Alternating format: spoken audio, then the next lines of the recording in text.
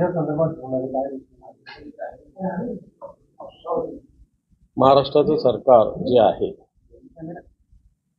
शासन आपल्या दारी नावाचा एक बोगस कार्यक्रम करतोय.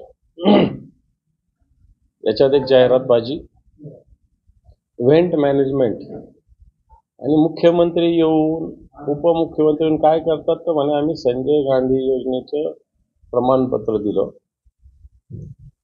संजय गांधी योजना निश्चित महत्वाची आहे, परंतु त्याच्यासाठी मुख्यमंत्री उपमुख्यमंत्री येऊन ते सांगतात. खरं ते रुटीन काम आहे. सरकार आपल्या दारात येत असताना एक न होणारे काम इथं झाले पाहिजे. जे लोक सरकारच्या दरबारी पोहोचू शकत नाही ते पोहोचले पाहिजे. परंतु आत्ताच्या वेळेला राज्यामध्ये चालू असलेला हा कार्यक्रम, हा उपक्रम, तो जाहिरातबाजी, स्वतःची स्वतःचं शो मीडियाच्या माध्यमातून समोर आणणं, जनतेच्या पैशाची उधळपट्टी आहे. कित्येक ठिकाणी तर तहसीलदार बीडीओंना कॉन्ट्रीब्युशन करून कार्यक्रम करायला सांगितलेलं, लोक आणायला सांगितलेलं. आणि म्हणून खऱ्या अर्थानं जनतेचे प्रश्न, जनतेच्या अडीअडचणी एक विरोधी पक्ष म्हणून आमची जबाबदारी आहे.